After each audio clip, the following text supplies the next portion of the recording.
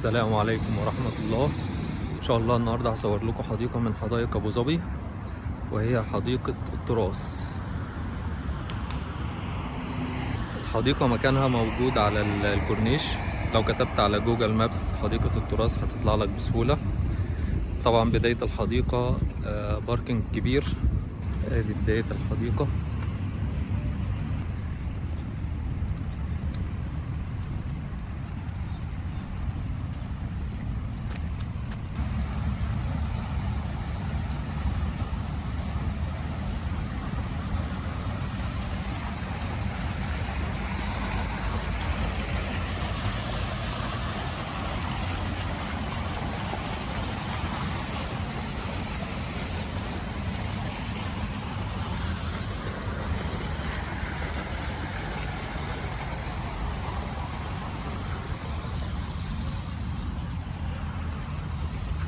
ادي كورنيش ابو ظبي،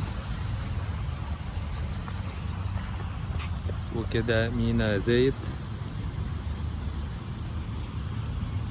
حديقة تعتبر بداية الكورنيش وقريب جدا من المينا.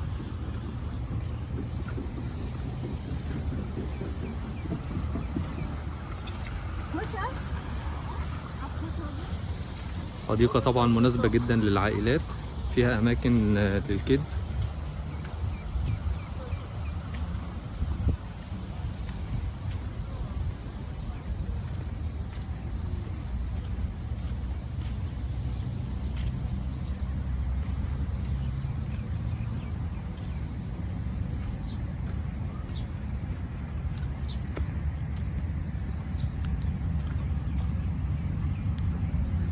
وفيها براجولات.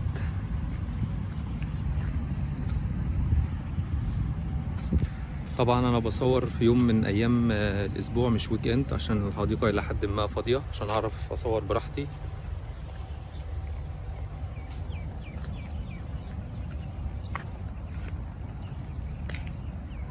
دي منطقه الكيدز اريا.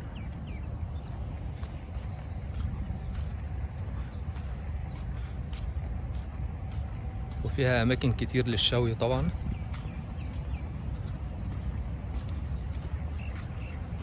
ده مكان للشوي وجنبه براجولا، ومكان تاني للشوي، وفي مكان تالت هناك اهو.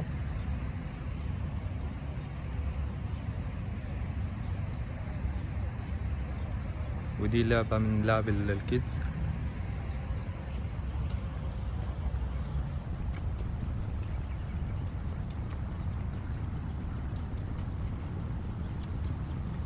المكان ده حلو جدا للتصوير.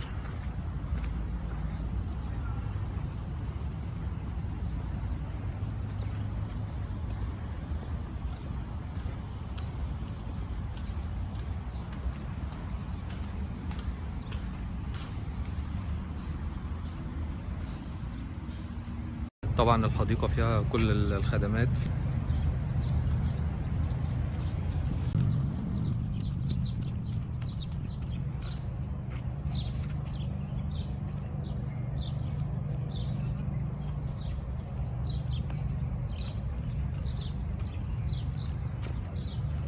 طبعا الحديقة فيها أكتر من مكان للشوي، يعني المكان ده لوحده تقريبا يكفي شخصين أو يعني مجموعتين للشوي. وهنا كمان واحد، وده كمان واحد. طبعا براجولات كتير.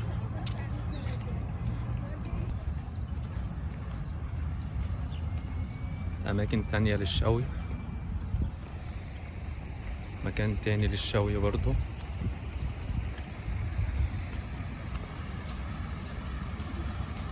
دي تقريبا تاني أو تالت نافورة في الحديقة.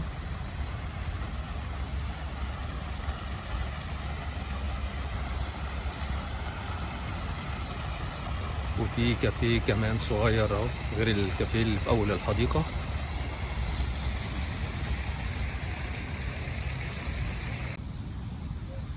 مكان تاني ممكن يكون مناسب للتصوير، خلينا نكتشفه.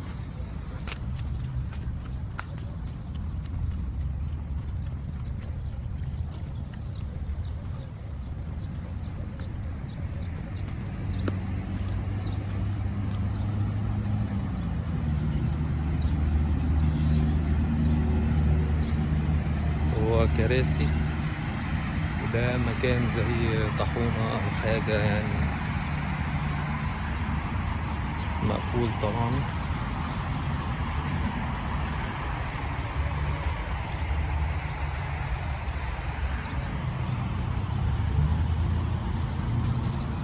ممكن نبص نشوف في ايه جوه.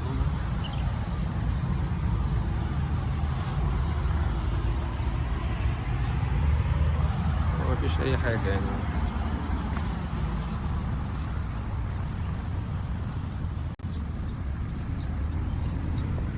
تقريبا دي أعلى نقطة في الحديقة، هنطلعها ونشوف ممكن نشوف الحديقة كلها منها ولا لأ.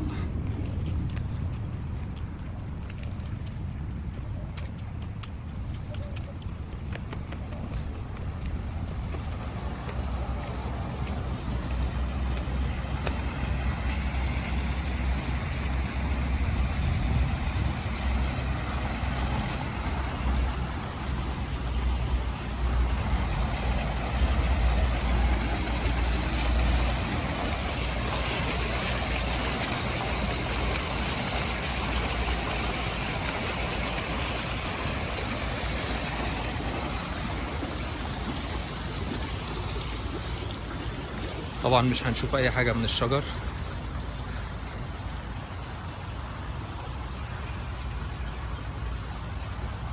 لو الفيديو عجبكم متنسوش تعملوا لايك. وطبعا في باركنج تاني غير اللي في اول الحديقة، ده يعتبر في الاخر على الكورنيش، عشان اي حد عايز يجي بالعربية ما يقلقش يعني، في اماكن للركنة.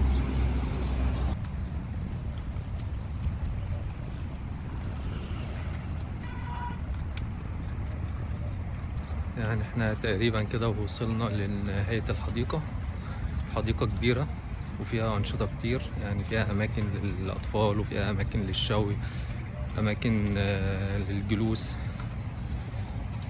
فيها 2 كافيه. فالحديقة بصراحة حلوة جدا للعائلات، ودي حديقة من حدائق أبو ظبي. يعني أبو ظبي مليانة حدائق، عشان كده يمكن بتكون مناسبة أكتر للعائلات أكتر من دبي. بس لو عجبكم الفيديو متنسوش تعملوا لايك، وإن شاء الله أصور لكم فيديوهات تانية قريب إن شاء الله.